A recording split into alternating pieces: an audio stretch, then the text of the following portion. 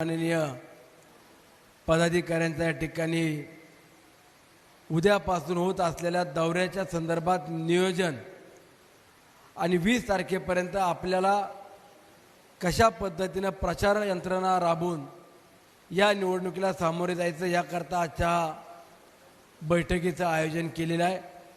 व्यासपीठावरील महायुतीतील सर्व नेतेगण, उपस्थित सर्व पदाधिकारी, माझ्या महिला भगिनी, सहकारी मित्रांनो आणि पत्रकार बांधवांनो, आजचा 4 तारखेचा 3 वाजेपर्यंत उमेदवारी अर्ज मागे घेण्याचा दिवस आहे आणि जवळपास 1:45 वाजलेत, अजून साधारणतः 1-1.25 तास बाकी आहे। मी प्रत्येक उमेदवाराची आणि सध्याची असलेली तिथली परिस्थिती याचा देखील आढावा घेतोय। काही उमेदवारांनी अर्ज माघारी घेत आहेत आणि अधिकृत राष्ट्रीय पक्षाचा उमेदवार म्हणून आपण फक्त एकच व्यक्ती आहोत, याचं देखील मला आज एक आनंद आणि समाधान व्यक्त करायचं आहे की अनेकांनी सांगितलं, वल्गना केल्या की आम्हाला या पक्षाचा पाठिंबा, त्या पक्षाचा पाठिंबा, त्या पक्षानं आम्हाला जाहीर केला, यांनी जाहीर केला।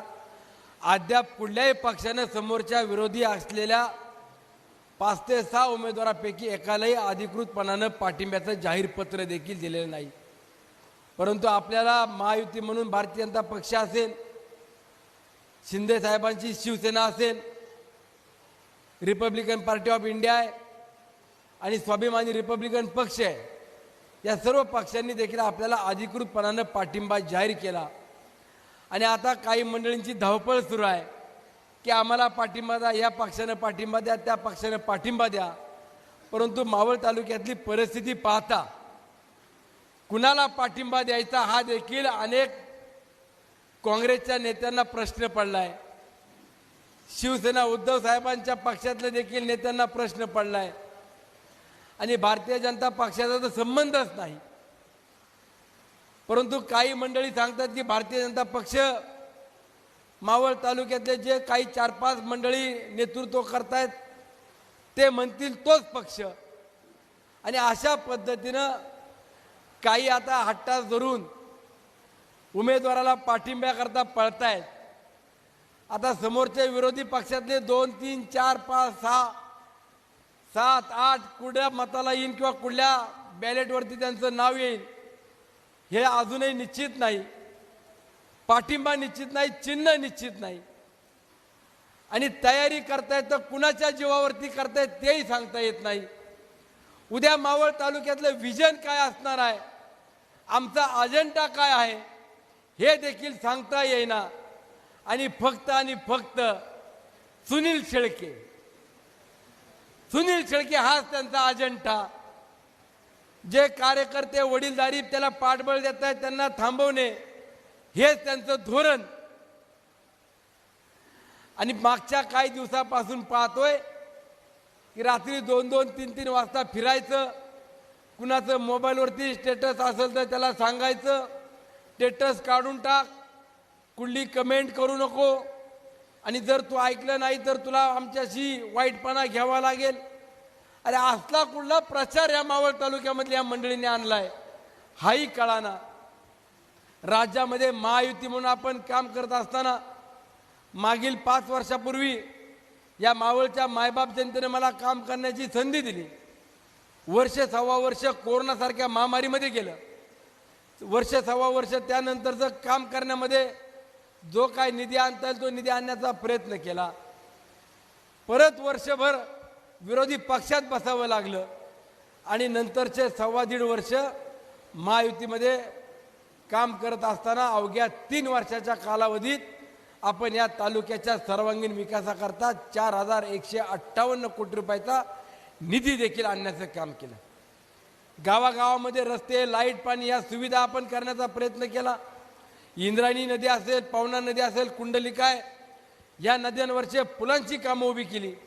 आज पूल देखील उभे राहताना आपण पाहता सार्वजनिक विकास म्हणत असताना महत्त्वाकांक्षी प्रकल्प या तालुक्यामध्ये आले, हॉस्पिटल उभे राहतात, ग्लास स्कायवॉक सारखा प्रकल्प उभा राहतोय, अनेक तीर्थक्षेत्र विकसित होत आहेत। आपण 5 वर्ष या मावळच्या जनतेकडे मागितले, विश्वासानं आणि जबाबदारीने त्यांनी आपल्याला दिले आणि तेवढ्याच ताकदीनं आपण तालुक्याचा सर्वांगीण विकास देखील केला. उद्याचे 5 वर्ष आपण मागतोय की या मावळ तालुक्याला अजून आपल्याला सुजलाम सुफलाम करायचे, या मावळ तालुक्यातील युवा पिढीला रोजगाराची निर्मिती करायची, या तालुक्यातील शेतकरी बळीराजाला देखील कशा पद्धतीनं ताकद देता येईल, कशा पद्धतीने त्यांना योजना देता येईल तो देण्याचा प्रयत्न करायचा. आज इंद्रायणी भात आपल्या तालुक्यामध्ये मोठ्या प्रमाणामध्ये उत्पन्न होत असताना अनेक शेतकरी आज भाताच्या काढण्याचं काम सुरू आहे. अनेक भागामध्ये इंद्रायणी भाताचं देखील महत्त्व आहे. इंद्रायणी भाताला एक चांगल्या पद्धतीचा दर्जा देण्याचं किंवा दर देण्याचं काम देखील आपण करतोय. शेतकऱ्याला कसा न्याय मिळेल, जोड व्यवसाय कसा वाढेल, एखादा दुधाचा व्यवसाय असेल, पोल्ट्रीचा व्यवसाय असेल, फ्लोरिकल्चरचा व्यवसाय असेल, अशा अनेक व्यवसायाला देखील आपण मदत करण्याचा प्रयत्न केला. आज आपण मावळ तालुक्यात किंवा जिल्ह्यातले अनेक साखर कारखाने पाहतो. प्रत्येक तालुक्यातल्या कारखान्याचा जर रेट पाहिला तर काही तालुक्यातल्या कारखान्याला रेट हा उसाला साधारणतः 3300 रुपये, 3400 रुपये, 3500 रुपये टनापर्यंत एवढा रेट हा कारखान्याला दिलेला आपण पाहिला. मग माझ्या मावळ तालुक्यातील उसाला दर हा 2800-2900 रुपये का, हे देखील ही मंडळी सांगू शकत नाही. आणि जर उसाला दर आपल्याला मिळत नसेल, आपल्या शेतकऱ्याला त्या ठिकाणी न्याय मिळत नसेल आणि अशी मंडळी जर उमेदवार म्हणून या तालुक्यात फिरतायत, मला काल रात्री काही मंडळींनी सांगितलं की जर तू मग काम माझं केलं नाही तर तुझा ऊस आम्ही नेणार नाही. अरे कारखाना कुणाच्या मालकीची ती संपत्ती नाहीये. शेतकऱ्याच्या पैशातून हा कारखाना उभा राहिला आणि आज तर सांगायला लागले की जर तुम्ही आमचं काम केलं नाही तर आम्ही तुमचा ऊसच नेणार नाही. अरे असली कुठली निवडणूक, असला कुठला तुमचा प्रचार, हा देखील प्रश्न माझ्या सर्वसामान्य जनतेला पडलेला आहे. मावळ तालुक्यातील शेतकरी असेल, कष्टकरी असेल, वाड्यापाड्यावरती राहणारी माणसं असतील, त्यांना मागील 5 वर्षापासून न्याय देण्याची भूमिका घेतली. कोण कुठल्या जातीचा, कुठल्या धर्माचा, कुठल्या पक्षाचा हा आम्ही विचार केला नाही. प्रत्येकाला जो येईल त्याला जे सहकार्य करता येईल ते करण्याचा प्रयत्न करून या तालुक्यातल्या प्रत्येक व्यक्तीला आधार दिला. राजकारणामध्ये सुनील शेळकेच्या विरोधात मुद्दे कुठले तर सुनील शेळकेनं मनमानी केली, हुकुमशाही केली, गावागावामध्ये त्यांनी त्रास दिला, गावागावातल्या नागरिकांना वेठी धरलं. आज जर मी गावागावातल्या नागरिकांना त्रास दिला असता आणि कोणाला फसवलं असतं तर हजारोच्या संख्येनं ही मावळची जनता माझ्या मागे खंबीरपणानं उभी राहिलेली आपल्याला पाहायला मिळाली असती. काही ठराविक पुढारी गेले, आता का गेले, कशा करता गेले, काल वडगावमध्ये सांगितलं. उद्या आता आपला दौरा सुरू होतोय, त्या गावात गेल्यावर ते देखील का गेले ते देखील सांगितलं पाहिजे. गावागावातले पुढारी मंडळी पळाले, 5 वर्ष तेच राहिले, त्यांनी जे सांगन ती कामं केली आणि ज्यांना दिलं ते गेले आणि ज्यांना काही दिलं नाही ते आज माझ्या मागे उभी राहिली. अरे ही मंडळी एवढी पण येडी नाही, एवढे त्यांना गृहीत धरू नका की सर्वसामान्य जनता तुमच्या भूलथापांना बळी पडेल, तुमच्या अहंकारी आणि तुम्ही असलेला फक्त तुम्ही आणि तुम्ही या राजकारणाला बळी पडेल असं देखील नाहीये. आपण कामाचा मुद्दा घेऊन, आपण विकास कामांचा अजेंडा घेऊन जनतेसमोर जातोय आणि ही मंडळी विशिष्ट व्यक्ती करता फक्त राजकारण करायचं आणि सुनील शेळकेला संपवायचा, थांबवायचा हे ध्येय त्यांच्या डोळ्यासमोर घेऊन चाललेत. हे मावळची जनता सहन करणार नाही, हा मला विश्वास आहे. आपल्याला या तालुक्यात उद्याच्या काळामध्ये अनेक कामं करायची आहेत. मगाशी मी पत्रकारांना देखील सांगितलं की होय मला 5 वर्ष मावळच्या मायबाप जनतेकडनं पाहिजे. पुढच्या 5 वर्षामध्ये जी कामं आपण उभी करतोय ती 2-2.5 वर्षात पूर्ण करायची आहेत. ग्लास स्कायवॉक सारखा प्रकल्प उभा राहतोय, त्याला 2-2.5 वर्षातील त्याची जबाबदारी पूर्ण करण्याची माझी आहे. आज आपल्या तालुक्यातले 2 हॉस्पिटल उभे राहत आहेत.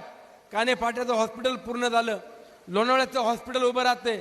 माझ्या मावळ तालुक्यातील प्रत्येक गोरगरीब असेल, सर्वसामान्य असेल, प्रत्येक व्यक्तीला पुढचे 5 वर्ष मोफत आरोग्याची सुविधा देण्याची जबाबदारी या सुनील शेळकेची असणार आहे. आया बहिणींकरता मुख्यमंत्री लाडकी माझी बहीण योजना सुरू झाली. या योजनेचे पुढचे 5 वर्ष त्यांच्या खात्यावरती पैसे जमा करण्याची जबाबदारी या सुनील शेळकेची असणार आहे. माझ्या शेतकऱ्याला वीज बिल मागचं माफ झालं, पुढचंही माफ असणार आहे हे सांगणारे आदरणीय अजितदादा असतील किंवा राज्याचे मुख्यमंत्री शिंदेसाहेब आणि उपमुख्यमंत्री फडणवीस साहेब आहेत, त्यांच्याकडून पुढचे 5 वर्ष लाईट बिल मोफत असणे किंवा त्यांचं वीज बिल माफ ठेवणं ही जबाबदारी सुनील शेळकेची असणार आहे. शासकीय योजना तुमच्यापर्यंत पोहोचवणं, तुम्हाला न्याय देणं ही जबाबदारी आमची आहे. आणि समोरची मंडळी सांगतात की सुनील शेळके कामं करतो पण वेगवेगळी प्रबोधनं देखील दाखवतो, सप्ताह घेतो, वारकऱ्यांचा सप्ताह घेतो, कुठं खडकाव घेतो. खडकाव कुठं सप्ताह घेतात का? मागचे 7-8 वर्ष त्यांना सप्ताह दिसला नाही, त्या सप्त्यातला आनंद दिसला नाही. त्या सप्त्यात येणारे वारकरी अनेक 25-30 वर्ष ज्यांनी पंढरपूरची पायवारी केली ती त्या सप्त्यामध्ये येऊन सहभागी होतात. अनेक जण दुवा देतात, अनेक जण त्या संप्रदायाचा वसा आणि वारसा चालवत आहेत. तिथला सप्ताह आज या मावळ तालुक्यातील असलेला पारंपरिक हा साधू संतांचा तालुका म्हणत असताना, ही संतांची भूमी म्हणत असताना, या भूमीतला वारकरी त्या सप्त्याची अस्मिता ठेवण्याचं काम करतो. आणि सांगतात की तिथला सप्ताह स्वतः करता ठेवतो आणि महाराज मंडळींना पाकिटं देऊन सप्ताह करतो. हजारो आया बहिणी वडीलधारी मंडळी त्या सप्त्यामध्ये येतात, कीर्तन ऐकतात, प्रवचन ऐकतात, काल्यामध्ये सहभागी होतात. आणि तुम्ही मागच्या 25 वर्षामध्ये दाखवावं की आळंदीला जाणारी पालखी असेल, आळंदीवरून पंढरपूरला जाणारी पालखी असेल, तुकाराम महाराजांच्या भूमीतून जाणारी पालखी असेल, किंवा ज्या कुठल्या पालख्या पंढरपूरला जातात तिथं कुठं एक ठिकाणी तरी तुमची पंगत घालता का? तुम्ही साधी पंगत घालीत नाही आणि आम्ही सप्ते करतो त्याला नावं ठेवता. अरे आया बहिणी आज तीर्थक्षेत्र ठिकाणी जातात, कोण तुळजापूरला जातं, कोण कोल्हापूरला जातं, कोण पंढरपूरला जातं. ज्यांना तीर्थक्षेत्र माहीत नाही त्यांना दर्शन मिळतं, ज्यांना धम्मभूमी माहीत नाही ते नागपूरला जाऊन धम्मभूमीवरती जातात. ज्यांना हॉटेल माहीत नाही, ज्यांना समुद्र बीच माहीत नाही, त्या माझ्या आया बहिणी आज जर समुद्रावरती फिरत असतील, त्या आनंद घेत असतील. तुम्ही कधी पुण्याला तरी एसटीनं पाठवलं का? एखाद्या आया बहिणीला तुम्ही कुठल्या तीर्थक्षेत्रावरती नेलं का? मग आपण चांगलं करत नाही, दुसरा व्यक्ती चांगलं करतो तर त्याला वाईट का म्हणायचं? अरे आया बहिणीनं तुमच्या आशीर्वादानं फक्त मला परत संधी मिळू द्या. मी परवा कालही सांगितलं, आज बी सांगतो, मावळ तालुक्यातील ज्या ज्या आया बहिणीने माझं विमान बघितलं नाही त्यांना विमानात बसून फिरवल्याशिवाय सुनील शेळके राहणार नाही. बस होतो का नाही बघा. हा आया बहिणी तुम्हाला नाही, तुम्हाला अजिबात नाही. अरे ज्या चूल आणि मूल याच्या पलीकडे जाऊन कधी ज्या आया बहिणी बाहेर पडत नव्हत्या त्यांना सक्षमी करण्याचं काम आपण केलं. वेगवेगळे कोर्सेस दिले, त्या स्वतःच्या पाया उभ्या राहतात. बचत गटांना मदत केली, आज त्या स्वावलंबी झाल्यात. आणि त्याच आया बहिणींना देखील आज कुठंतरी टीका टिप्पणी करून त्यांचा अपमान करायचं काम सुरू केलं. मला एवढं सांगायचं आहे की या मावळ तालुक्यातील जनता सुज्ञ आहे. आज मला एकटं पाडण्याचा प्रयत्न केला, आज अनेक पुढारी एकत्र झाले, पण व्यासपीठावरती असलेले पुढारी असतील, नेते असतील किंवा समोर बसलेले जीवाभावाची माणसं आहेत, आज तुम्ही मला एकटं पडून देत नाही. आज माझ्या मागे ताकदीने उभे आहात, तुम्ही कुठलाही विचार करत नाही. आणि मी देखील तुम्हाला सांगतो, तुमच्या कुठलीही वेळ आली, तुम्हाला कुठल्याही प्रकारे सामोरे जावं लागलं तर पहिला सुनील शेळके त्या परिस्थितीला पुढे असेल, हा देखील तुम्हाला विश्वास देतो. कुणाला घाबरायचं कारण नाही. तुम्हाला काय कुणी खायला घालतं का? का महिन्याला कुणी पगार पाठवतं? जे सांगताय तू घरात बस, त्याला एवढं सांगा मी घरात बसतो, दर महिन्याला मला तू 10-15 हजार रुपये चालू कर, मी घरात बसतो. कुणी करणार आहे का? मग जो व्यक्ती काम करतो त्याच्या मागे जर सर्वसामान्य जनता उभी असेल तर तुम्हाला अडचण काय? मग मला एवढं सांगायचं आहे, येणारे 10-12 दिवस तुमच्या हातात आहे. माझ्यासाठी 10-12 दिवस 20 तारखेपर्यंत साथ द्या, माझ्यासाठी उभे राहा पुढचे 5 वर्ष तुमच्यासाठी सर्वस्व पणाला लावील आणि सर्वतोपरीने उभं राहील, हा देखील तुम्हाला विश्वास देतो. पुन्हा एकदा आपल्या सर्वांचे आभार मानतो आणि शेवटची एक विनंती करतो. गावागावामध्ये गटातटाचं राजकारण होत असतं. मी 5 वर्षामध्ये गावचा सरपंच आला तर त्या सरपंचाचं ऐकून जो काही निधी देता येईल तो निधी दिला. गावचा प्रमुख व्यक्ती आला तर त्याचं ऐकून मी निधी देण्याचं काम केलं. शेवटी मी गावाकरता काम केलं. मी सार्वजनिक विकास कसा होईल तो पाहिला. परंतु गावातील मतभेद आपण बाजूला ठेवून माझ्यासाठी 2 पाऊल मागे या आणि जेवढं तुम्हाला एक संघ राहता येईल तेवढं एक संघ राहावा एवढी प्रार्थना करतो. आज महायुतीतील सर्व पदाधिकाऱ्यांचे देखील मनापासून आभार व्यक्त करतो. धन्यवाद. जय हिंद, जय महाराष्ट्र, जय महायुती.